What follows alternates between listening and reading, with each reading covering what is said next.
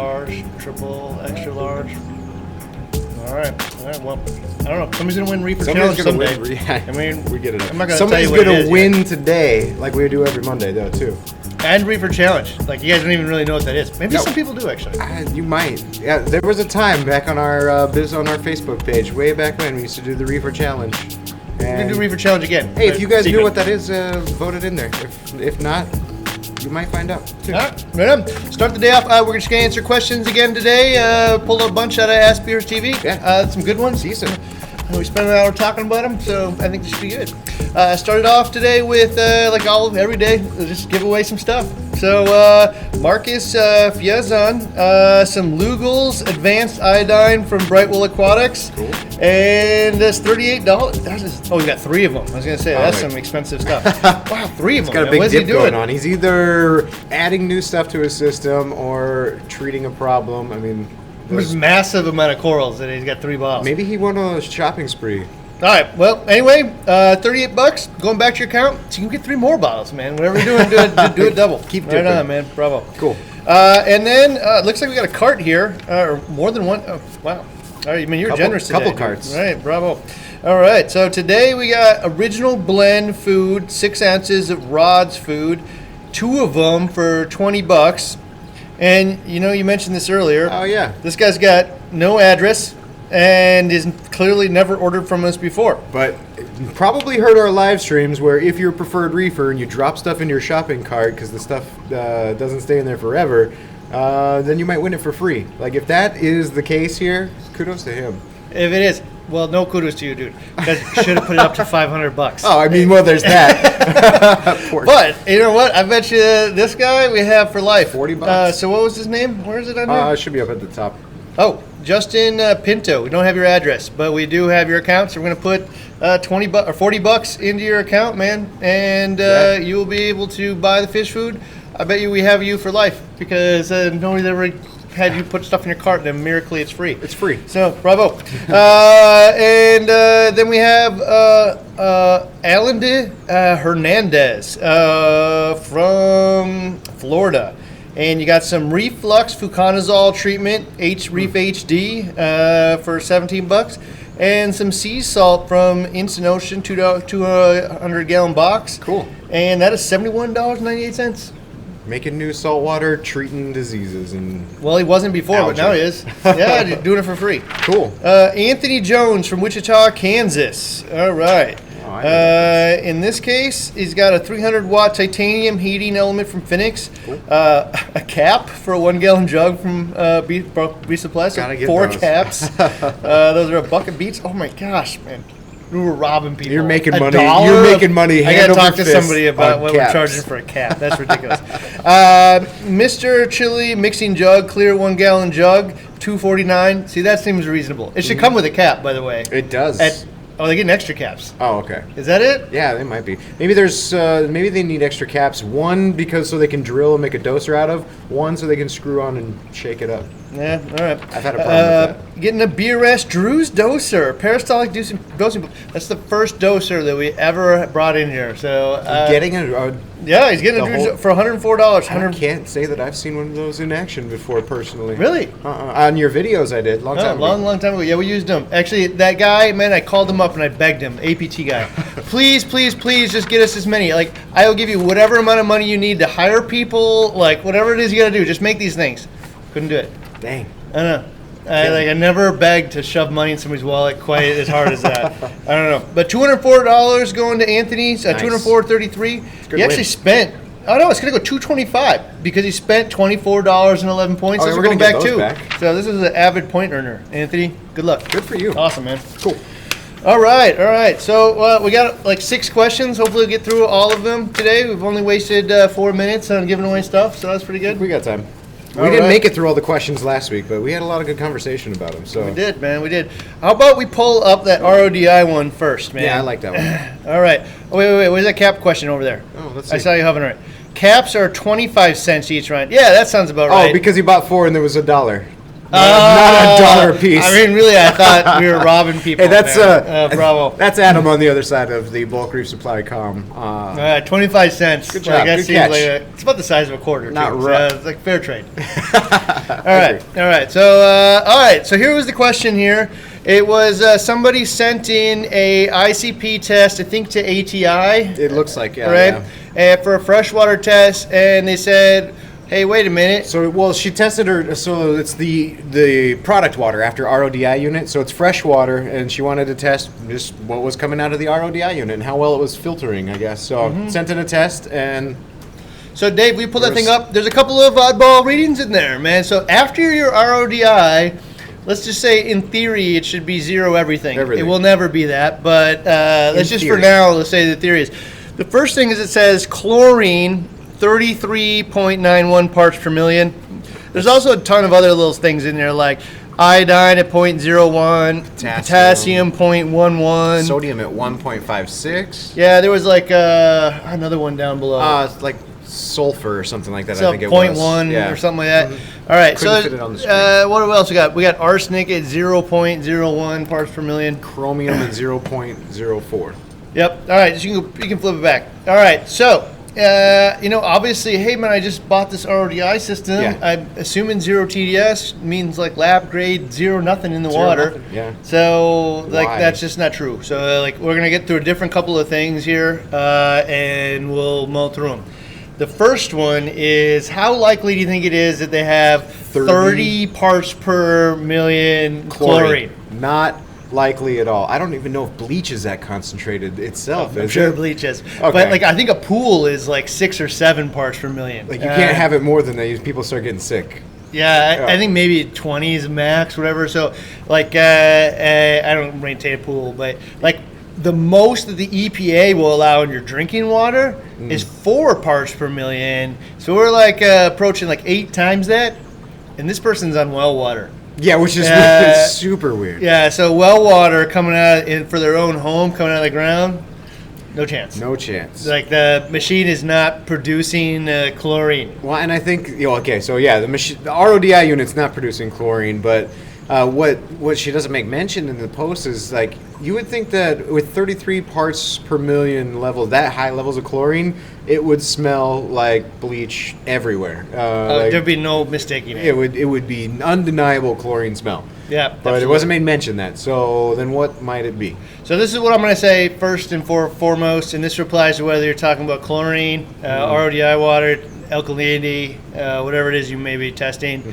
If the result defies all logic and expectation, it is very likely your testing procedure or apparatus was wrong. Could be. Right? Yeah. Like that's the first place I'd be going to check things, man, because before I go trying to like fix some major problem that like does not match logic at all, I would go look at that. Yeah. And so the first one here is that I don't know if the ICP test kit here in this case was wrong.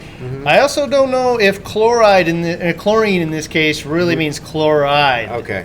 Which is a major fault of that test if it's stating it that way. If it's stating it as chlorine but not chloride, which I think that reading down through the comments of this, so there was a long discussion about this, like 75 some posts or comments on this one that was trying to figure out what was going on or why this could be and how all this other stuff.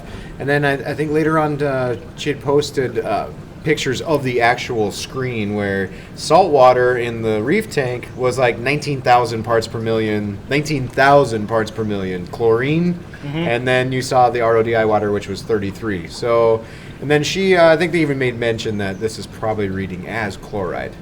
Yeah, so what a weird, like actually terrible way to It state is that. terrible. Totally misleading.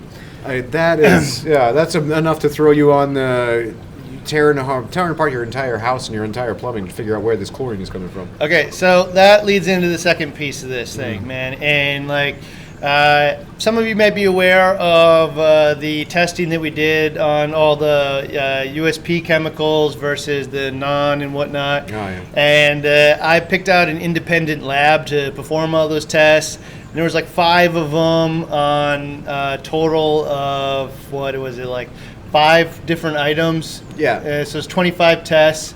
and it cost me about $22,000 to do. Yeah, so it's ICP-MS testing. Yep, a little bit faster. And then ICP, there was another part of it too. I forget what the current Yeah, one is. but- ICP, OES. Oh, well, there's OES, yeah. Okay, so I did MS, and then there's OES, and the MS, just for reference points, so that was like $900 a piece to do one of those tests, Lab right? grade. In a lab grade format.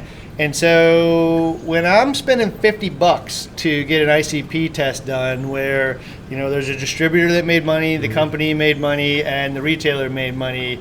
That test is being performed for like $20. Yeah. So we have to have some reasonable expectations. And some of the reasonable expectations is there's probably not a $200,000, Harvard graduate like on the other side in a lab coat performing all these tests, right, and rinsing the machinery between every last sample and calibrating every sixth sample or whatever the standard is to achieve absolute quality.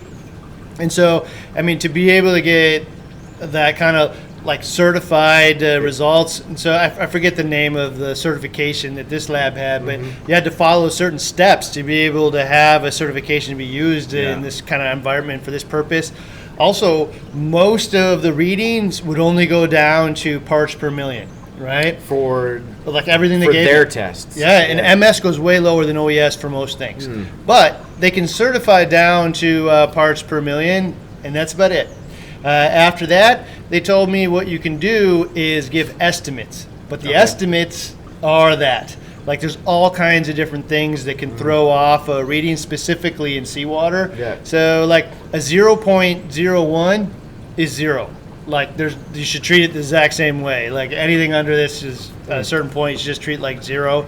Anything in seawater can throw this thing off. So like when we're reading all these things and you're going into the parts per billion and you're doing it for $20 instead of 900, we should have reasonable expectations for accuracy. Right. And so that doesn't mean like treat out like all ICP testing that we're getting in our hobby is garbage. It just means that trends over time is more valuable than any single test, right? Yeah, true. So, for instance, we set out the ICP test for a lot of salt mixes last week. Yep. Was it selenium? Yeah. I think it was selenium. That was varying between the different ones, or that was No, all 8 of them. Every single, yeah, that's right. Every single test that we sent out for ICP, oh yes. Now there was variances in different things like irons and molybdenum and all these other things, but there was one that was constant, almost the exact same on every single one of them. I think it was selenium. Selenium. All of them had some elevated It's interesting. selenium, which it was only a little bit. Slightly unbelievable though. It's unbelievable every that single one. The Indian Ocean was probably coming from more North American mined minerals. The minerals that are coming in from the Red Sea, dehydration or evaporation ponds.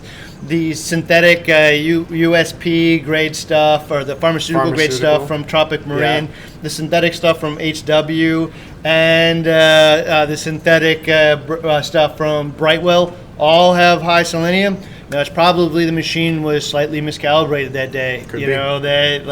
Or the algorithm was slightly off. And so, like, go point fingers if you want, but like we're spending $50 to get a $900 test done. And I say thank you for bringing that availability, because I never had a closer insight into my tank than I do now. But you got to be reasonable with how you read them. So when you're reading this, freshwater question of like reading all the parts per billion and stuff of my tap water. Right. First off, parts per billion probably don't matter at all in any of those things. So anything under 1.0 is reading in the parts per billion. Yeah. And probably variance that goes like this. You're definitely getting an estimate. You are not getting a certifiable result from an independent lab. So make sure you treat it that way. Second off, I'm gonna say I think on my tank water is super valuable to get an RO or to get a ICP test done, because on my tank, things will go, all kinds of different things are going input into it. So I'm putting different foods into it. I'm putting different chemicals into it. I'm running a calcium reactor, which may have stuff inside the skeletal structure of the old media. And so I want long-term results if things are getting severely elevated or depleted. RO water, man, like unless you know what you're looking at and like how you would even treat elevated nickel in your water, I feel like you're playing a little bit mad scientist. Like you're not really going to be the sure. next degree before the tank. Yeah, because if you don't know what you would do with an elevated level, why measure it anyway? Right. Right. Well, we know what to do with an elevated level in the tank. We water change it out. We dilute it out. Yeah, just to some degree, yeah. Unless it's coming from your RO. And definitely, water. if I got like 5 parts per million cobalt, I want to do something about it in my tap water, Yeah. right? But like if I had 0.01, I don't know. So here's the thing about the RODI water too: is 0 TDS like tells you that hey man, it's super clean lab grade water, right? Mm-hmm. Well, not really. So it's just a measurement of electrical conductivity of the water, and the best tool that you can get for $30 to be able to measure the quality of the water in your house or coming out of your filter. And it is absolutely a acceptable, I mean, this is like the only realistic tool, but like an acceptable tool to give you into a window that's safe for your reef tank. And so when it's read 0 in a vast majority of cases, it is absolutely okay. Now, note that like there's some things that don't come up on there. Yeah, like, so the TDS meter doesn't read non-electric or things that don't give off electrical charge, electrical conductivity. So ammonia gas is one of them. Yeah. Right? Yeah, CO2 another one too, right? CO2, CO2 probably gas off. The ammonia gas, depending on the pH that comes out, it will be in a gas form or it'll be in a liquid form. Liquid form has a charge and will read. The gas form at a higher pH will not. And will go right through your DI resin as well, because the DI resin only removes things that has a charge. So there's like a fault in here that things that have really weak charges or large charges. Anything that has less than 1 part per million too is probably going to read 0. You know, so if you have half a part per million arsenic or something in there, it's probably going to not read that. So is there a tool that, and I see a question back behind us here, it's not posted up yet, but do you guys use another reputable TDS meter besides the one that comes with the BRS unit? So there's the Hawk one we have will probably read more accurate than our little TDS meter, right? Yeah, to some degree. So I have 3 of them here. I got our little $30 ones. Yeah. And then I got 2 of them. One cost $3,000 and one cost $1,000. Yeah. And I would call them, for the purposes of a reef tank, identical. Okay. Like they're not meaningfully different. Okay. For a lab where I want to read true 0 electrical conductivity, which by the way, it's only going to maintain for minutes. As soon as it interacts with the gases in the air, it's going to add TDS to it immediately. So it really doesn't only last to be that pure, it only lasts a short period of time. So I call them, I would use any one of them, man. Like the little double TDS meters that are on there are really nice because they're actually in line, and so the sample can't get like diluted or anything, or not diluted, but contaminated. Right. And so they flow right through, and there is a right or wrong way it's twisted. The water should flow through the 2 prongs in there. So inside of that, man, like, make sure to don't get too hung up on all of this stuff. If you want to, one of the easiest ways to find out what's in your water is call your city's water report, find out what's in the actual water, and then you'll know what to test for. Right. They do sell test kits for after your RO system, and in many cases, you can test or you can just treat like it's there already, right? Yeah. And so, most people don't know. Yeah, and that decision will come with just either upgrading. Like if you don't want to test and you don't want to go through all that stuff, then you just get the bigger, better unit that automatically has that. I mean, it's going to cover all your bases versus like a 4-stage that you might have to start considering this type of stuff, right? Yeah, absolutely. So like a lot of people could get away with RO system only. Like probably a third of the people out there could use an RO only because they just don't have anything like particularly bad in their water. WWC is an example of that. They use RO. Yeah, they use only RO water. They know what's in their water and they've been using it forever. Yeah. So, but they're in a commercial business that has tested their water and they know what they're doing, and they've been doing it for years. And so they don't need to waste money on DI water. So it's a little different. But like I'd say at least a third of the people out there don't if you knew what was in it. And there's test kits you can do at home. I guess you could do the ICP thing if you trust the results. And, outside of that, you just run DI, right? And the DI will catch a vast majority of it. However, if you're like Minneapolis here, we have 10 pH water, and you have chloramines that splits that into ammonia gas when it hits the carbon block, and the ammonia gas goes straight through. Yeah. Well, we got problems. And the water you can actually smell has ammonia in it after the DI. And for that purpose, you run that Pro Series, and the Pro Series, what it will do is one of them will drop the pH of it all the way down to 4, which turns the ammonia into ammonium, I think ammonia gas, and I think it's ammonium, but it turns it into a liquid form that has a charge, and the DI removes it, right? And so that's why we run the Pro Series, and you could just figure out which one you want, or you could just use it as a precautionary thing if you don't know what's in it. Right. But to that answer, back to her question about that test, I would definitely find out if it says that chlorine is really chloride, and I guess I'd ask additional questions, because like when I say a drop of salt water inside of that test that was on somebody's hand or vial or machine, Right. I don't mean drop, I mean like the small little bit of residue from a drop of water could do exactly what it looked like there. So, interesting. All right, next one. Or is there any questions related to this There's one? a couple here. Let's see. Dark Sky here seems to burn through a stage of DI resin after about 100 gallons of use. He's in Minneapolis. Oh yeah, how about that? There you go. He probably just said it with the ammonia and or the chloramines and then the pH. So ammonia, I'd be that- interested to see 100 gallons. 100 gallons. 100 gallons is quite a bit of water. That means it processed probably 300 gallons of water. It kind of depends. So Minneapolis water is about 100 TDS, and it has chloramines in it. And very well, if you only are using one carbon block and you're using the wrong one, you're probably letting the chloramines straight through. Which has a higher toll or faster toll on DI resin because it's Burn working through some harder. of it. It will also probably burn straight through one portion faster than another. So you may benefit from splitting it out into the cation and anion resins. I haven't actually tested we got the beginning of the testing, but that one's actually real difficult to get consistent results from. So hopefully we'll do that in the future again. But yeah, man. So other than that, what I would do is test the TDS coming out of your DI or your RO canister. So if you're burning DI faster than you would like, the first thing you should do is test the TDS coming out of the RO unit.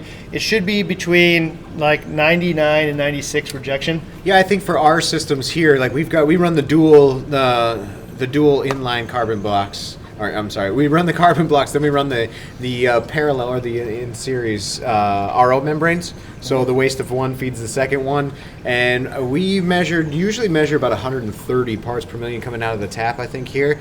And then after the RO membranes, the dual RO membranes, we usually get anywhere between 3 and 5 parts per million TDS after all of that. So if he has significantly higher than that, then you're talking about RO membrane seeding or... Well, so it's probably, if he's in Minneapolis, it's probably closer to the 96% rejection rate or 97. And the reason I say that is the chloramines are harder to get through or to get fully removed. And so I believe that the ammonia and the free chlorine that makes it through the small amount actually causes the pores inside the membrane to swell. So inside the RO membrane, there's small little pores that allow the water through essentially, and they swell and they get bigger in the presence of both chlorine as well as I believe the ammonia in one of the forms. And so it'll actually allow more of the solution through. So if you're wondering, like when somebody says, do I 99 or 96% membrane? Did I get a bad one if I got 96?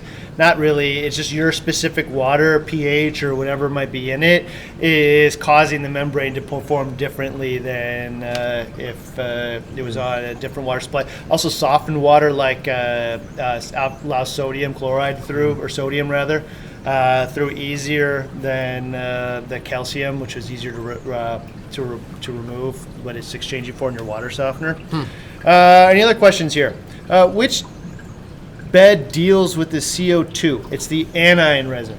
Okay. So usually the one that's usually the one that depletes fastest for most people anyway. Yeah, for sure. So the anion resin not only depletes the fastest because it is the one that has the CO2 in it, It also depletes the fastest because it has like roughly half the capacity of the cation resin. Yeah. So it's a double-edged sword.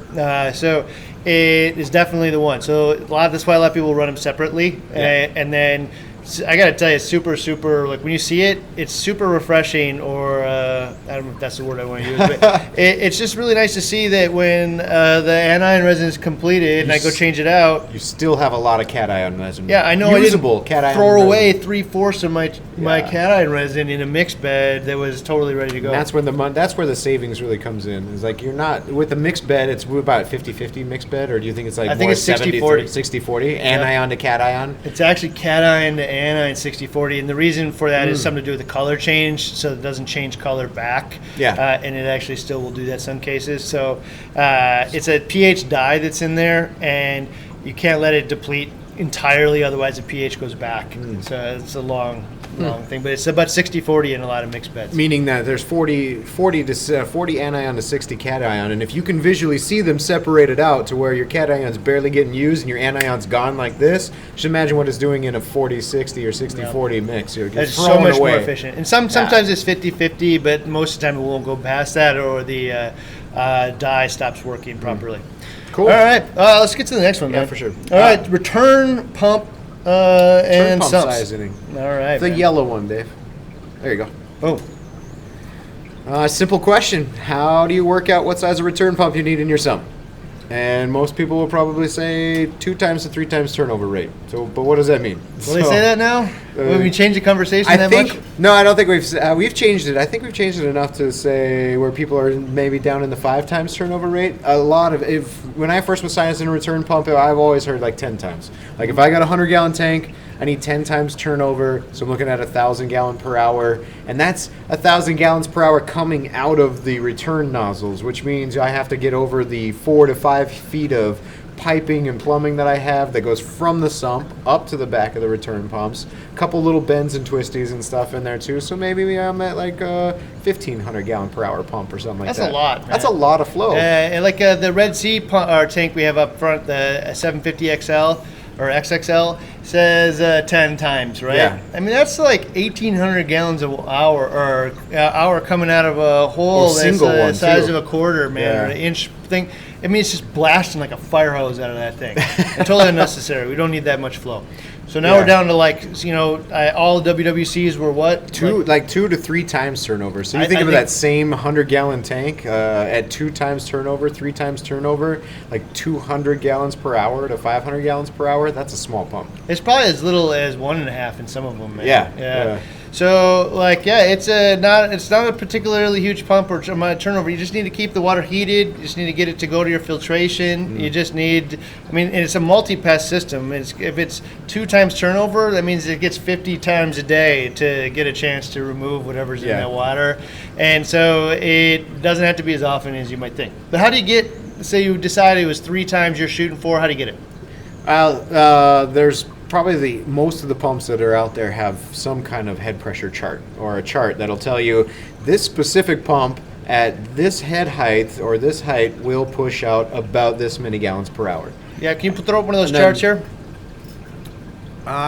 Did we not get it? No, we didn't get it from this one. All right. So Hey, Dave, maybe look up the website. Go to the CCHE, and they have a down nice in- PDF They there. have a little PDF inside the product description. Yeah. So, so they have a nice little flow chart in there. You can kind of figure it out. Hopefully, Dave will find one here in just a minute. I like CCHE's head pressure charts because it lists, they've got the 0.5 all the way to like the 6 or the 6.0 or all of these, and then each of them you can see all of the different colored graphs on where these things start to fall off. So like one pump might push out 700, 800 gallons per hour at nothing head height, but as soon as you hit 3 feet and 4 feet, it's almost off to Just falls zero. off. Yeah. Yeah. So, a lot of them will say max head height, and that's it. It will say it does 3,000 gallons an hour, and it will max head height is 10 feet. Yeah. is not doing 3,000 gallons an hour, 10 feet, it means it's shut off at 10 feet. Like it's not going to produce any flow at all, right? Yeah. And so there's a confusion there. So getting the chart and seeing the actual graph, and you can also see how some of them actually perform better at higher head pressures than others, even though the flow rate's the same. Yeah. So when he finds a CJ you can one, find them on our all the CJ synchrosilent pumps on our website, and then down in the bottom there's a PDF that has multiple charts, I think, for every single one of them. But I was surprised when we looked today there wasn't in the actual pictures of the. I don't know, I'm going to tell them to put them in there because it's a little easier to see there. quicker reference. Yeah. So one of the things you having a hard time finding it, Dave? It's on our website for the product. In the bottom of the In the description of any CJ. of the CJ AC pumps. So like a 3.5 or whatever. Mm-hmm. All right. So like that's an interesting one right there. Actually, is a 3.5 and So- the 3. so They're what I both would 700 gallons. Oh yeah, well we should be able to see what I would say. Like, so what if you come across a pump that doesn't have a head pressure, like a chart or something with it, then I think knee jerk. I would cut it in half. Just out of knee jerk, like if it says it does 1,000 gallons an hour, I'd say after the typical amount of feet that it has to go up, which is probably about 5 feet to get back into the tank. Yeah. And my plumbing and elbows and whatnot, I'd say you're looking at probably half the amount of flow to be by on the safe default. side, yeah. And that, I mean, they're just shooting from the hip if they're not going to give you that thing. You found it? All right, solid. Let's shoot. The PD. There's a click PDF on that too, spec but- sheet.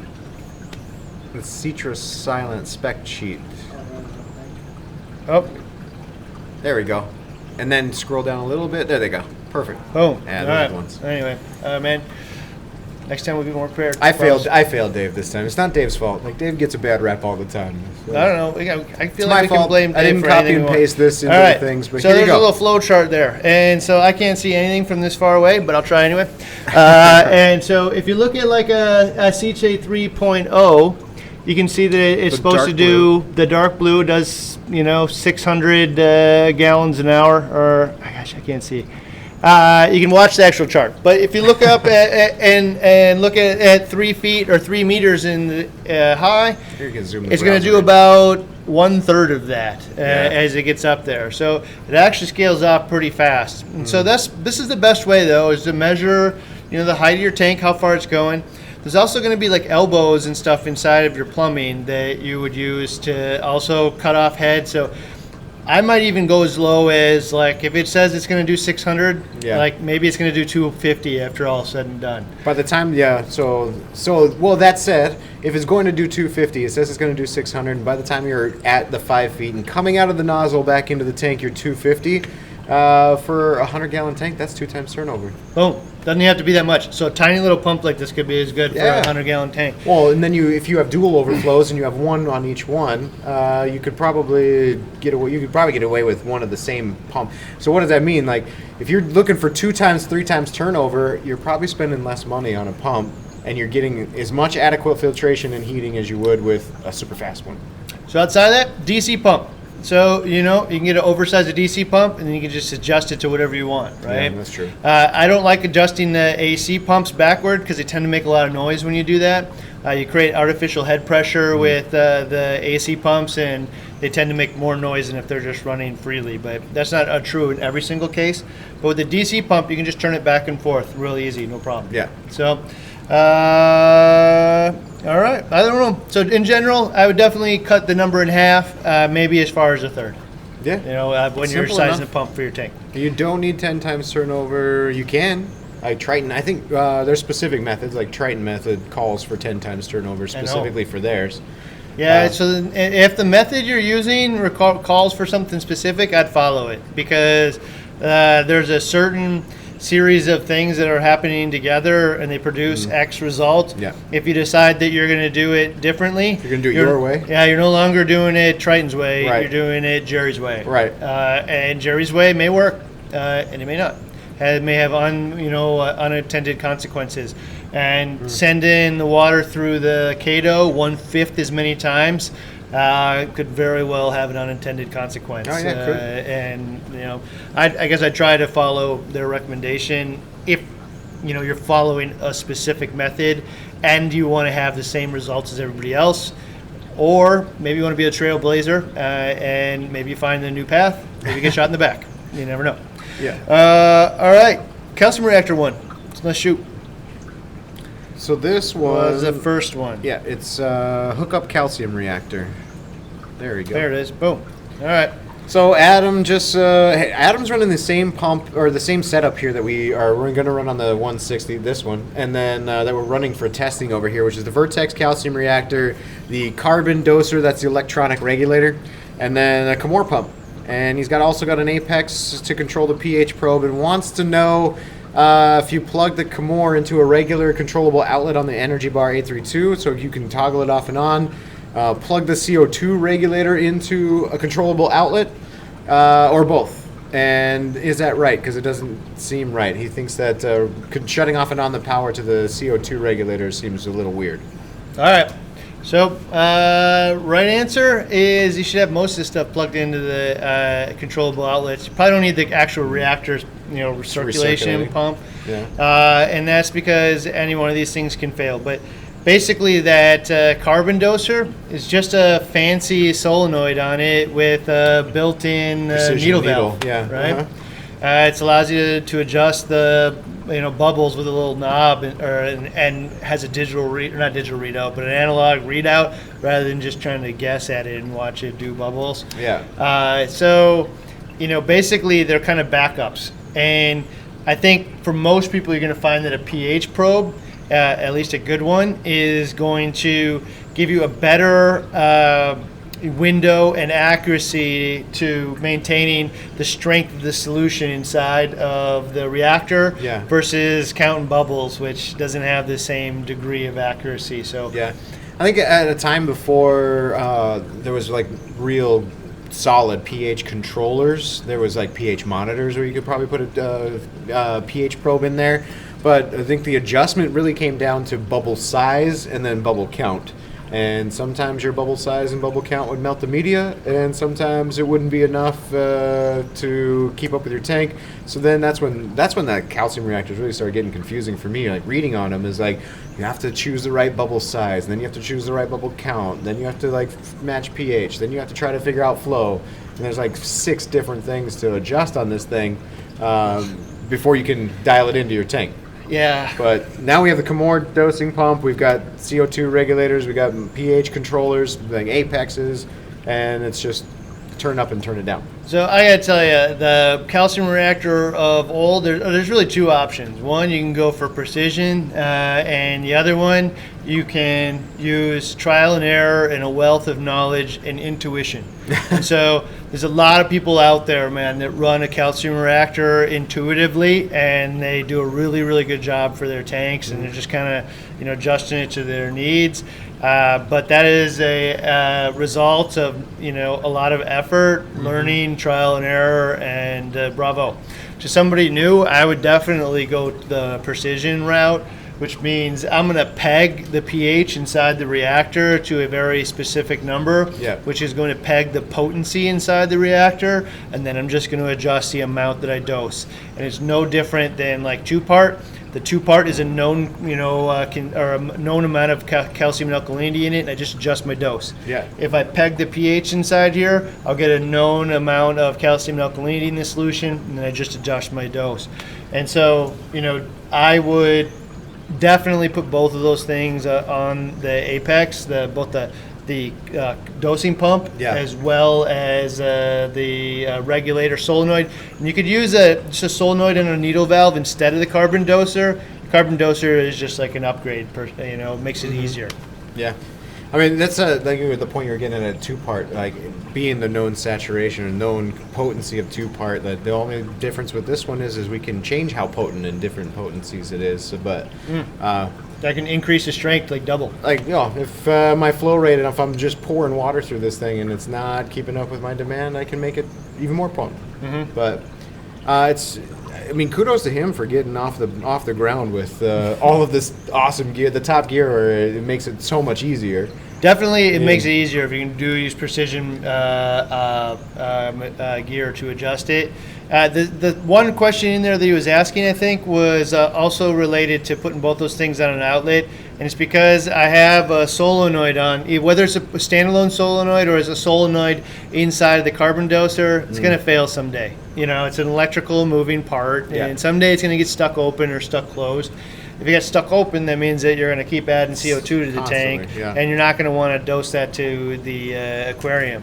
So in that case, we would set up the apex to turn off the dosing pump as well if the pH of the tank ever like fell below a certain point or something. So you want to have double, like I want to stop dosing the solution. I also want to stop dosing carbon dioxide to the reactor, and having both of them on apex will do that for you. All right. For sure. Next one, 2-part, uneven. Oh, yeah. Let's see. There it is. So there's a really cool feature in our group. You can create a poll, and you can get a pulse from the community on what they do. And Chuck asked, for those of you that dose 2-part, do you A, dose evenly, or dose alkalinity and calcium unevenly or equally is the thing. And I think for the most part, like a good place to start, a good place for me to start was to just dose them the same. Like if I'm gonna have soda ash and calcium chloride solutions, roughly they're probably being consumed is pretty close to evenly, and that way I'll just set them both to 50 mils a day or something like that, and then test from there. Fine tune from there, if you will.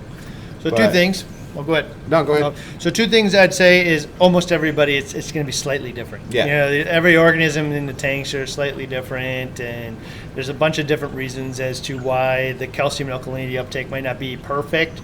Number one, because you're playing mad scientist and you're trying to do it every day, and the alkalinity test kits are generally fairly accurate. The calcium ones and where it turns that perfect color and performing it perfectly tends to have a window of 10-ish or 15 parts per million, somewhere in there, of accuracy. So like if you're doing it every day, you're going to feel like, oh man, it's way off. If you do it every week, you might find it's the same 15. Yeah. You know that. So I would definitely spread it out over a period of time before you go too mad scientist on it. But in the end, don't spend time trying to worry about why your tank is that way. Just start dosing slightly more. If you're doing 50 milliliters in one, start dosing 55 the other one, or 45 or whatever. And some people will just correct it too. Yeah. Like every month. I think the most important one to follow is alkalinity, because there's like a 7-to-1 ratio or somewhat close to a 7-to-1 ratio of like alkalinity or available available alkalinity to calcium. So whole lot of available calcium, and then alkalinity not so much, so it would be the first to deplete in the tank. So following the trends of alkalinity, you might be dosing them equally for a week straight in 50 mils, say 50 mils and 50 mils, and at the end the calcium is a little bit low, but your alkalinity is still pegged and it's fine.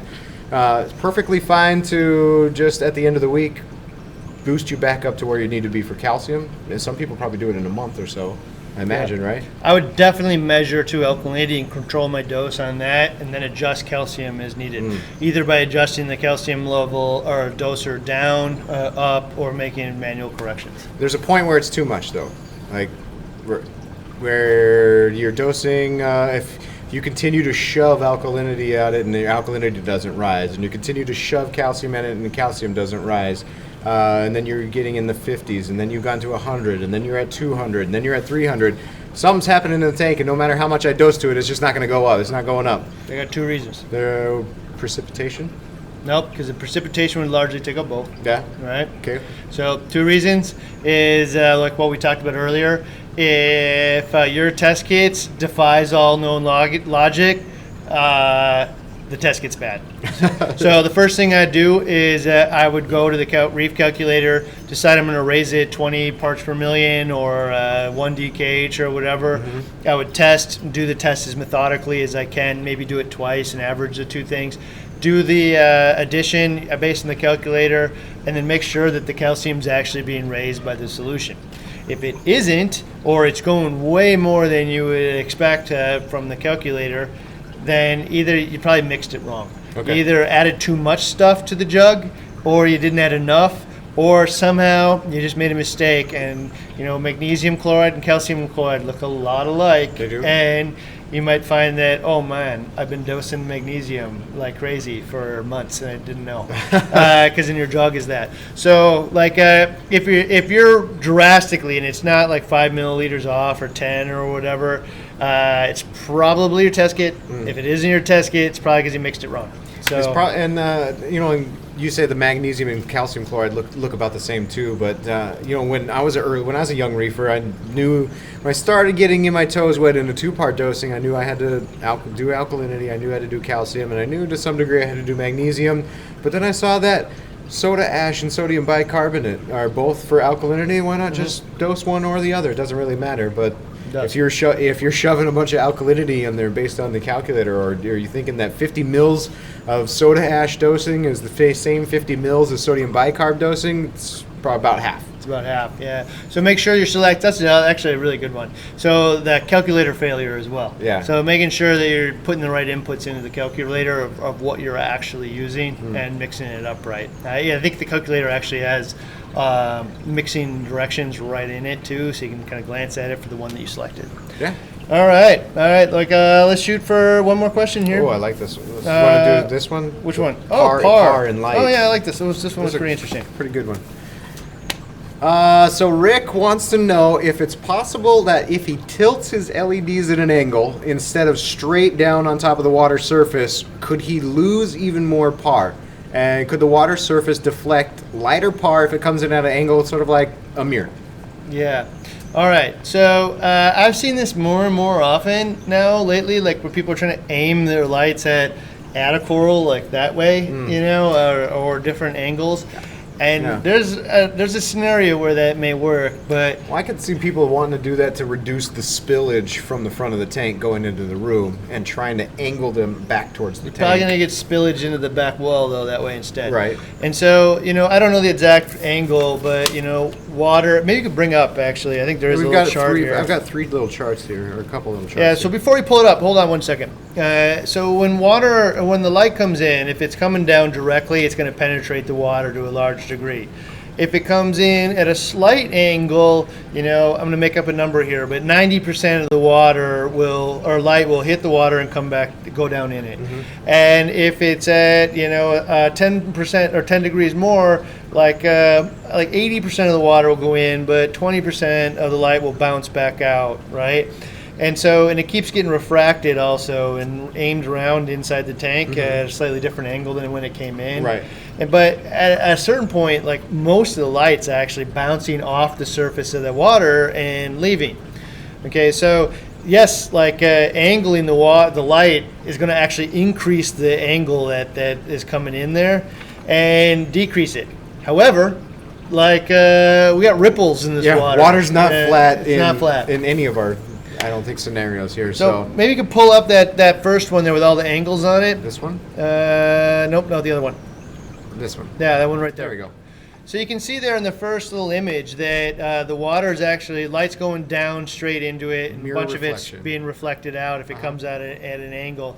And the larger the angle, the harder it is. And there's a diffuse refraction on the side when it starts to show ripples. Can you pull up the other one that actually shows water in it too?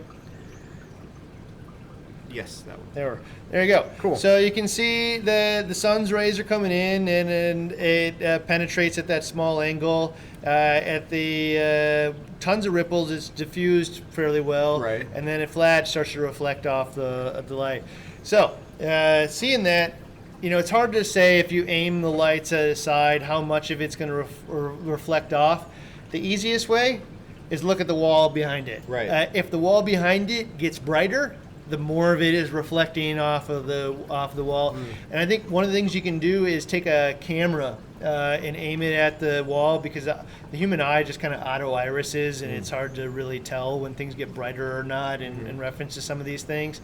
And so if you can lock down like the exposure on a camera and then tilt it up, if it gets overexposed, for sure that an increased amount of the light coming off of your light is not getting in the tank, it's leaving it and bouncing off the surface. Yeah.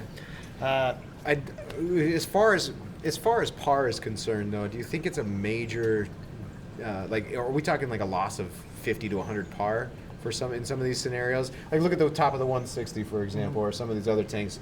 Heavy surface agitation. Maybe if the difference between these kessels pointed straight down versus a kessel coming out here and down there, what do you think the par difference would be? It's hard to say, man, but I think it could be real significant. You think so? I haven't tested this or anything, but like definitely if it was still, it would be really for significant. Sure. Yeah. So it's hard to say with the ripples, like what's going to do at that point. Is it like that image? Is it just going to get diffused? The easiest way is to rent a par meter. And like find out, because the goal here isn't, more or less light to the eye, It's if I want to adjust these lights to achieve a goal, like pick the par goal, which is often between, like for SPS, between 150 and 350, is 250 in much of the tank as humanly possible. And in that sense of the world, I've never met anybody who can do that by the eye, including experts, and they can maybe do it on their own tank, but you couldn't walk up to another tank. And even the reason they can do it on their own tank is because they've actually had a par meter and been able to test it enough times. They could just walk up to any old tank and be able to tell. If you are able to do it, know that you're part of the 0.001%. Bravo, you're an amazing champion. Most people can't do that. So so the answer to that question is rent a par meter. I used to tell people, that's stupid to buy a $500 one because you're going to use it once, but for $58, man, you rent one. Rent one. There's a lot of clubs. I think our TC Mass Club there's a couple people that have them, and then she's like, "Hey Bob, let me come over and get the par meter this weekend or something like that." So I guess I didn't mean to say stupid, by the way.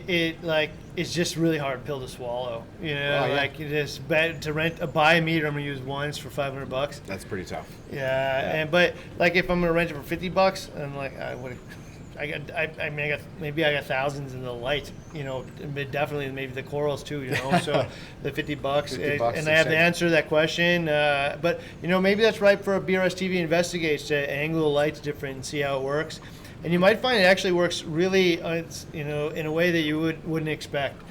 For instance, the first time we tested a metal halide over the tank, we found that the hot spot was actually at the edges, not in the middle. And you would think, just looking at it, that bulb is actually the hot spot in the tank. It's the reflector. It's the reflection. The reflectors put most of the light into the tank, and so it's a big, huge source of light. And then reflected off the edges of the glass back in again, right? And so all the edges were actually the brightest, and the center was the dimmest. Yeah, that's pretty interesting. Especially down at the bottom. And so, some things are surprising. So maybe that'd be fun to do is, tilt the lights and see what happens inside a glass box of water. Well, some people have, I thought about a long time ago about lighting corals or lighting a tank from the underneath. Bare bottom tank, glass. I mean, granted, you have to keep the bottom of the glass clean. You'd be chipping coral in like crazy, man. But seeing what you can get in a tree from lighting underneath, I don't know, that's pretty cool. That would be neat. No doubt. All right, man. We got we got any other questions in here? There's a couple on the side from the various things we've been talking about. How does caulk affect my two-par? Is it bad to have 10 plus times turnover? I'm running a Core 20 on a 70-gallon tank with a max 3-foot head pressure. Bad? No. I can't imagine a reason why it'd be bad. It's a peninsula tank, which helps. Having that high pressure, high flow does help to push that water all the way across. Away from the overflow. Yeah, for those that don't want to, a lot of people don't get a peninsula tank. They don't want to put a pump on the display side on the edge. They just want to see 3 panes of viewing. The more flow that you can get across there, the better. I don't know. Let's see. Yeah, so I would say no. If you got 10x turnover, I would say it only gets better from 2.5 up, but really quickly, probably doesn't matter. If functionally, it's going to get less and less effective after that. If I had an enormous amount of fish, maybe I'd be able to remove the waste faster that way. I would just say maybe energy consumption or heat. Sound or might whatever. be one of them too. Is like Sound. if your plumbing size isn't enough to keep up with the amount of flow that's going through it. Like say your drains are like a 1/2 inch or 1 inch, but which can only take like what. I would think like a 1 inch fitting can take up to 600 gallons per hour max flow or something like that through it. I don't know the exact number. But so then you're running more than that. You might run into drain sound issues or something. I don't know. All right, yeah. So go shoot for 10 if you want, especially if you already have the equipment. But if you run into any issues that would cause you to want to reduce it, know that you can. All right. All right. What else we got here? We just pull a couple other ones in. What kit do I need to order to convert a 4-stage BRS 150 RODI to a 6-stage RODI? I have the dual DI resin already. I did a video on this exact topic. All right. That says changing a 4-stage. Maybe Adam can find it. I'm not sure. I did a video that says changing your 4-stage into a 6-stage or more, and really it was the matter of getting 2 canisters, one solo canister and one DI. Looks like he's already got a dual DI. Dual DI, which makes it a 5-stage, I think. If he's got a sediment carbon block and a dual DI. So you'd want to order one more single DI, and then the resin's in, you'd be good. And in fact, you might want to order the bracket, just if you make it look nice. Make it look nice. But actually, you're gonna probably just unscrew the two the way they are. They might be connected in the middle already. The dual DIs. Yeah. Unscrew them from the bracket, put it on the triple bracket, and then turn the other one sideways so you can go through it and put a TDS meter in there. And you're good, man. Pretty easy. So I think all you probably need in your case is another single DI. But yeah, look for a couple of upgrade videos out there. They exist. It's way easy. So if you bought a 4-stage and one day you're like, oh man, I wish I had another stage of DI or another carbon block. Add one on, or add one in the beginning. Like if I moved to a city that had chloramines in it, I don't need a new chloramine unit. I would go buy a whole another RO system. That's crazy. Just buy an empty sediment or filter or another filter. Put a sediment filter before the whole unit, then use those 2 chambers for carbon blocks, and then you're good. Done. All right. That's pretty easy. All right, man. Well, we got a couple more minutes. 4 more minutes. Is there? We have one more question here. There's a couple more questions still that All we right. haven't got to. The magnesium one and calcium reactor one. Oh, yeah, well, hey, we've been talking about calcium reactors a lot, so let's finish on that last one right there. So there's one about the size of a calcium reactor. Where is that? Let's see. We've got it in here. Well, anyway, so there it is. Any questions, suggestions on a good calcium reactor for a 125-gallon tank? Last week we went through and we used one of the calculators out there to kind of figure out, what size reactor you could use to get the desired result. And we found that the calcium reactor or the Vertex reactor here, when it's full of media, is probably good for a tank that's using like multiple DKH a day, all the way up to hundreds of gallons. Several hundreds of gallons. So, and the bigger the better in most cases, but definitely on a 125-gallon tank, if it's this big or you don't have to this one specifically, although there's a couple of reasons why I'd pick this one myself, but outside of that, if it's this size, you're probably good up to 125 gallons. And this is one of those things where the bigger it is, the more stable it will be. So basically what you'll have is a concentration inside of here with when you run the pH probe, you'll create a concentrated solution at a max saturation of like 20 to 40-ish. And so what will happen is the more media you have, the more likely you'll be able to maintain that stable concentration as you crank up the flow rate. Yeah. Right. So at this one, we have found almost no difference between the slow flow rates and the large, like 20 to even 100, even all the way down or up to like a pH of 6.8. So it's not, for most people, that doesn't really come into play as much as people probably thought before. But if you want to make sure, bigger you get, the more stable the solution will be coming out of it, and the less impact flow rates will have. But it's really probably not that big of a deal. It's not much really at all. But then we're also talking to like the larger reactor you have, the less, I guess, maintenance you could say on it. Like, so you're burning through some media. Like, if I have a small little reactor, maybe just the size of this secondary chamber here, I could run through that media rather quickly. And as the media depletes, then the impacts on like pH and flow for sure. Probably it's more of a pronounced impact when adjusting flow. Like Ryan was saying, what we found here is at 5 mils a minute when we first tested the calcium reactor for how concentrated the solution inside the reactor was, like how much DKH is inside this thing at different set pH points. We found, it's upwards of like 50 DKH or 20 DKH. As you step down the pH scale, so does the concentration of the alkalinity and calcium inside of this thing. Well, then what if you increase flow through it and run faster than 5 mils a minute? Wouldn't that like bring the saturation or concentration down? I ran this thing upwards of like 18 times turnover rate. So we're talking like 100 or 18, 20 times turnover rate.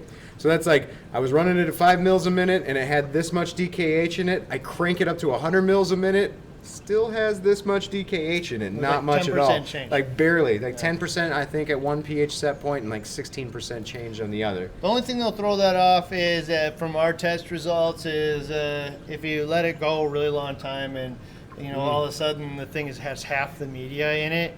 Well, it's going to have half the contact time with the media as well. Yeah. So, maybe the results will be slightly different. So I wouldn't let it like empty out between uses. But bigger's better, but this size reactor would be good. I'll just throw this last little note on here. So when I first looked at this thing, Jason at Vertex tends to German over-engineer everything. And so he created this gas off chamber where when it's running, there's a mix of air and water that goes in here. And the media inside here creates a thin, air-water interface where there's more gas exchange. And so he's trying to create the most gas exchange possible. So maybe it does that. I don't know if that's actually needed or not. But what I did find is that when you use a little pipe like this and expands into a big pipe like this, the air and the water tend to separate in here. And so we get very little air getting sucked into the pump and circulated through. On the other designs where the pipe is the same size going all the way through, it just surges. And the air that collects from the excess air that comes from the CO2, even if you get all of it out, tends to build up over time, and it can just constantly surge through this thing. This thing actually made it a lot easier to you don't have to worry about getting every last drop of air out of it. So all of that lends itself to a quieter operating calcium reactor. So we have another calcium reactor under the 750 XXL out there that it has that single diameter pipe type system running out of there. And it surges. It's a DC powered pump, which you think would be inherently more quiet, but it gets these air surges where it's sucking in air, and it just kind of does this. You can hear it from outside the cabinet.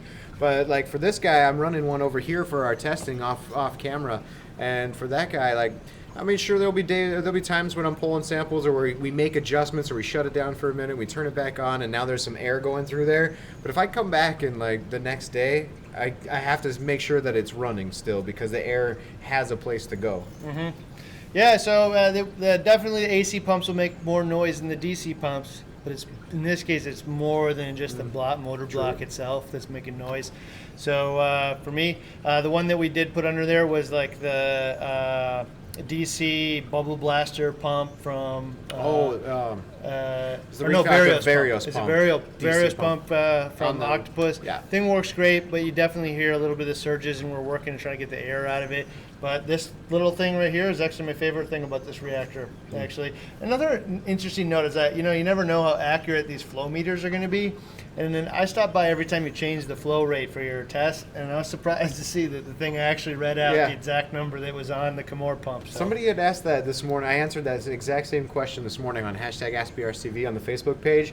They have the same reactor, and they were wondering, do I even need this flow meter in there? I've got the Camor pump. I've got, the CO2 regulator. I've got all this. What does this thing do for me? And I mentioned that. I was like, well, you essentially you could bypass it if you have a Camor pump. You know how much flow you're specifically changing the flow.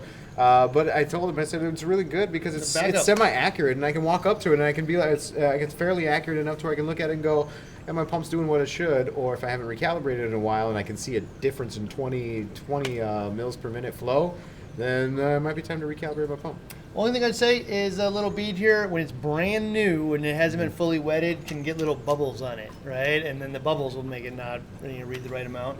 After it's been running for a little bit, I don't see that. So. Well, it helps. Definitely helps with somebody who doesn't have an adjustable known flow pump. For where, sure. I mean, I don't even know where I'm at for flow, but I've got a solid feed pump going into this calcium reactor. Well, otherwise you're putting it into a little measuring cup and measuring what's in a minute. So having a visual readout, if you're not going to use a $300 pump to feed it, it's pretty nice. Absolutely. Yeah, for sure. All right, we're going to wrap it up today. Thanks for coming. And what's coming up? What's the next video for you, man, on Wednesday? For me is, I don't know, we haven't decided who's doing Friday or who's doing Wednesday. I have the next calcium reactor video coming up. Like so it kind of comes together. Yeah, so it's the first calcium reactor video where we tested the different saturations, the different pH points. Kind of got lost in like assuming that you guys knew, or that a majority of people knew a lot of these terms that we use with calcium reactors.